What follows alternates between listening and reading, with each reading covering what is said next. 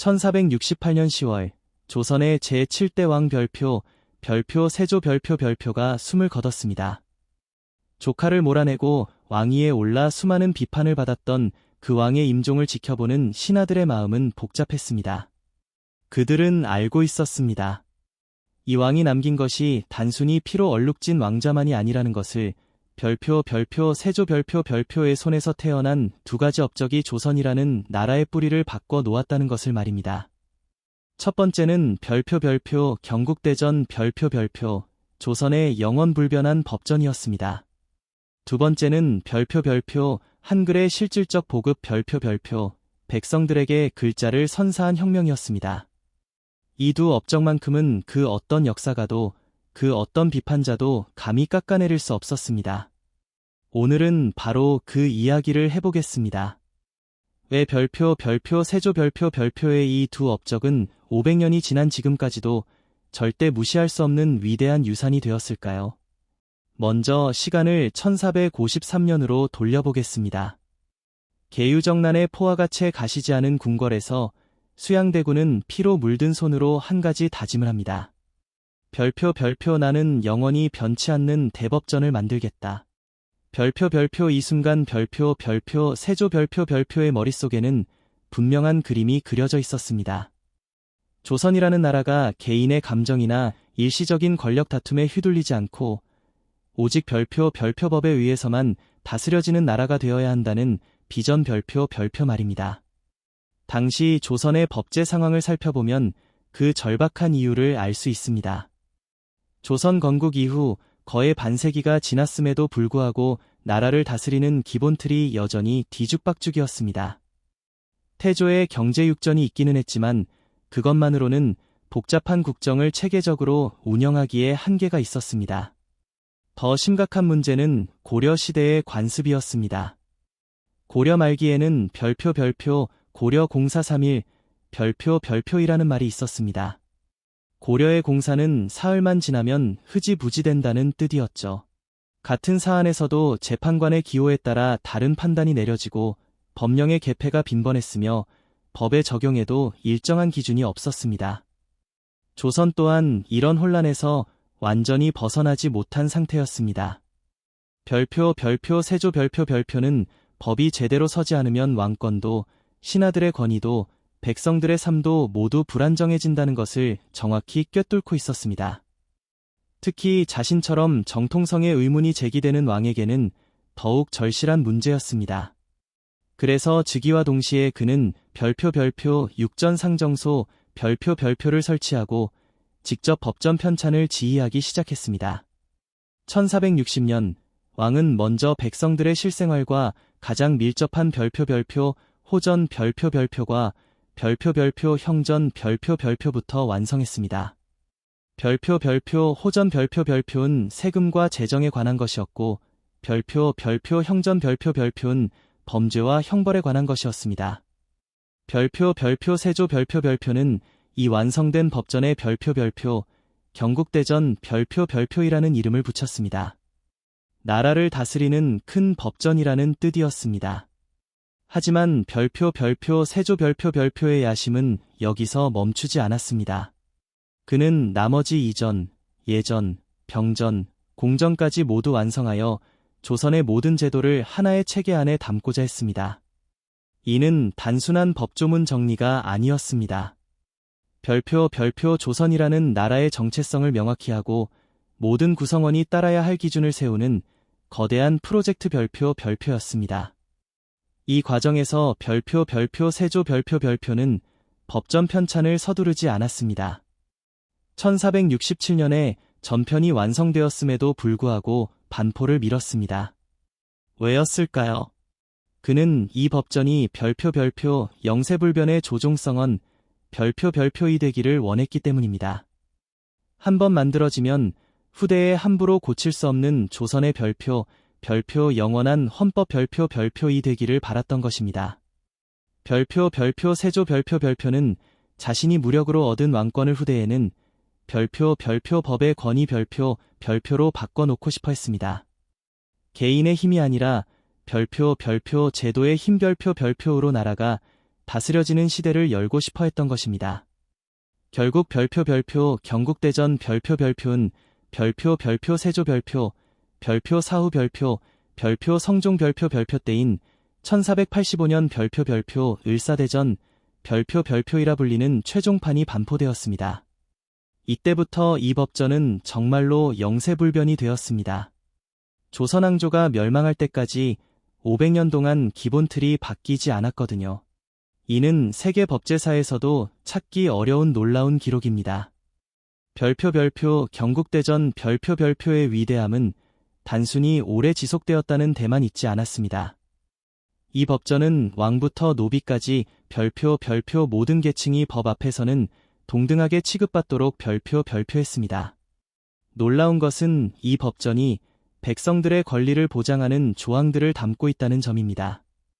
노비에게도 별표 출산휴가 별표를 주고 경제적으로 어려운 사람에게는 혼인 비용을 지원하거나 군역을 면제해주는 조항들이 있었습니다. 또한 별표 경국대전 별표은 관리들의 부정부패를 막기 위한 세심한 장치들로 가득했습니다. 관리의 출퇴근 시간을 정하고 근무평가를 시행하며 친족이 같은 관청에서 근무하는 것을 금지했습니다. 이는 현대 공무원 제도와 비교해도 전혀 뒤처지지 않는 수준입니다. 하지만 별표 경국대전 별표의 진정한 혁명성은 별표 중국법의 무분별한 수입을 막는 방파제 역할 별표를 했다는 점입니다. 조선은 별표 경국대전 별표를 통해 자신들만의 독자적인 법체계를 구축했습니다. 이는 문화적 자주성을 지키는 중요한 기반이 되었습니다. 별표 경국대전 별표 편찬되는 과정에서 또 하나의 혁명이 일어나고 있었습니다. 바로 별표 한글의 실질적 보급 별표이었습니다. 세종이 1446년에 훈민정음을 반포했지만 실제로 백성들 사이에 널리 퍼진 것은 별표 세조 별표 시대의 일이었습니다. 그런데 이 과정에서 별표 세조 별표는 놀라운 선택을 합니다. 유교국가 조선에서 별표 불경을 한글로 번역하여 보급 별표하기 시작한 것입니다. 1461년 별표 세조 별표는 별표 간경도감 별표를 설치합니다. 불경을 간행하는 전담기구였습니다. 이때부터 별표 월인석보 별표 금강경원의 별표 등 수많은 불경이 한글로 번역되어 세상에 나왔습니다. 유교를 국교로 하는 나라에서 불경을 이용해 한글을 보급한다는 것, 이 얼마나 파격적인 발상이었을까요? 여기에는 깊은 통찰이 숨어 있었습니다. 첫째, 불교는 이미 1000년 넘게 이 땅에 뿌리 내린 종교였습니다. 유교 경전은 양반들에게나 의미가 있었지만 불경은 별표 모든 백성들이 관심을 가질 수 있는 내용 별표이었습니다. 둘째, 불경의 내용 자체가 한글 보급에 적합했습니다. 복잡한 이론보다는 일상적인 깨달음이 주를 이루어 별표 한글을 막 배우기 시작한 사람들이 읽기에 부담스럽지 않았습니다. 별표. 셋째, 별표 세조 별표 자신이 독실한 불교 신자였습니다. 그는 단종을 몰아낸 죄책감에 시달리며 불교에서 마음의 안식을 찾고 있었습니다. 하지만 무엇보다 중요한 것은 별표 한글 보급을 통해 지배층의 지식 독점을 깨뜨리고 싶어 했던 별표 세조 별표의 정치적 계산이었습니다. 한글을 통해 더 많은 사람들이 정보에 접근할 수 있게 되면 결과적으로 왕권이 강화될 수 있다고 판단했던 것입니다. 실제로 별표 세조 별표의 불경 언해 사업은 놀라운 성과를 거두었습니다. 1459년에 간행된 별표 월인석보 별표는 당시로서는 엄청난 베스트셀러가 되었습니다. 궁중 여인들부터 일반 서민들까지 너도 나도 이 책을 구해 읽었습니다. 한글로 된 책을 읽는 것이 하나의 문화 트렌드가 된 것입니다. 별표 세조 별표는 여기서 멈추지 않고 의학서, 농업서, 실용서 등 다양한 분야의 책들을 한글로 번역하기 시작했습니다. 별표 구급방언의 별표는 응급처치법을, 별표 상가요록 별표은 조리법을 한글로 담은 책이었습니다. 더욱 중요한 것은 별표 세조 별표가 이런 한글 보급 정책을 별표 경국대전의 명문화 별표했다는 점입니다. 하급 관리 채용 시험에 별표 한글을 시험 과목으로 추가 별표하고 백성들이 관에 제출하는 서류를 별표 한글로 작성할 수 있도록 허용 별표했습니다.